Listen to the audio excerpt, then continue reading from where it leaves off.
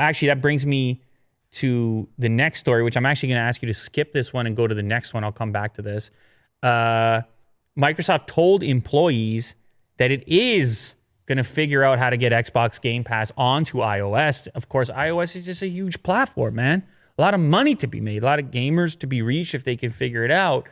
And people were really skeptical because the last statement, I don't know if you remember, the statement from Microsoft originally, where is it? Let me just see here.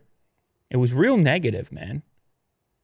Unfortunately, we do not have a path to bring our vision of cloud gaming with Xbox Game Pass Ultimate to gamers on iOS via the Apple App Store. That was in August. It sounded like it was a wrap. Mm-hmm. And then now you got Spencer. He comes out and says, well, we're going to do it in the browser.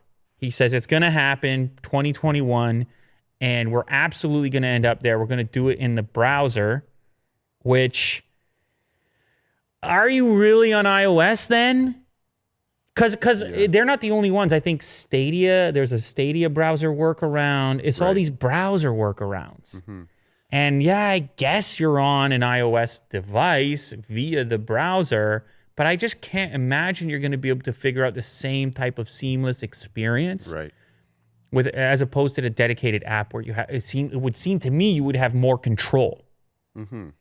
So anyway, he's trying to motivate his troops, obviously, and say, look, this is going to be a much bigger deal. If you're one of these people working on Game Pass internally at Microsoft, they're going to want to know, what are we getting motivated for? Where's all this stuff going to go? Are we only going to have Android? And so you're going to get him motivated.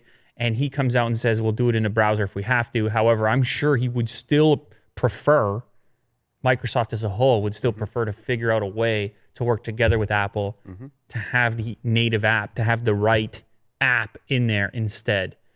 So unfortunately, for the time being, game streaming services outside of arcade, although Apple, they're going to invest in arcade in the meantime, while this stuff is all lagging. Yeah. If they can get some titles in arcade and deliver an experience, maybe people aren't going to be looking for the Microsoft stuff. I feel like there's going to be a buildup of these streaming platforms. Like Amazon, they have Luna, GeForce Now, and then Stadia. Yes. So they're going to be knocking on their doors.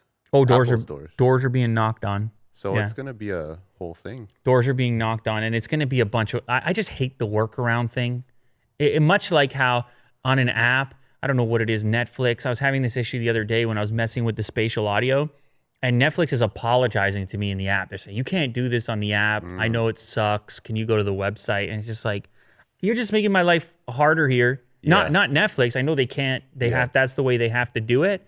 But even in this case, Apple knows they could just fix it like that. But instead, you're going to be playing the service in the browser, and really the end user suffers because of it if they're already a Game Pass member. So I get the business side of it, but it's just unfortunate that I like flexibility.